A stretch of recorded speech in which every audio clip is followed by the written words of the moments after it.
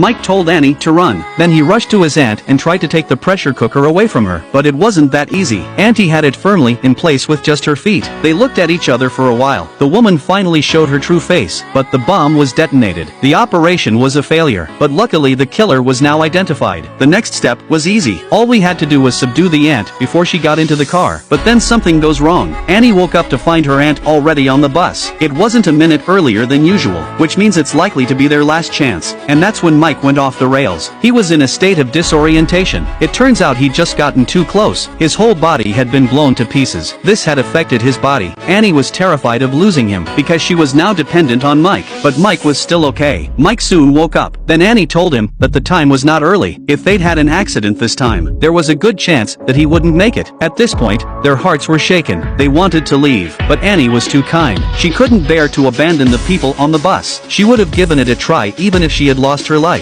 Mike was touched by this. He couldn't leave his loved ones behind, but little did he know that this time it would break their faith completely. And then the two men were on the move again. They asked the driver to wait before closing the door when they got out of the car, lying that they had lost something and needed to find it. Then they pretended to look for the flash drive on the floor. They slowly approached the woman. When they saw that the time was right, they both grabbed the pressure cooker at the same time. Mike took control of the woman. Annie also managed to grab the pressure cooker, but the woman is not easy either. She saw that the situation was not right. She pulled a dagger straight from her pocket. Without hesitation, she stabbed Mike to the ground. Mike told Annie to run, but the pressure cooker was too heavy. Annie was too weak. In the end, she couldn't escape in time, but the passengers had never seen anything like it. None of them came to their aid. The once subdued little man had lost his nerve. Mike watched as his loved one was killed, his heart completely disappointed. What had he done all this for? Was it to save these selfish people?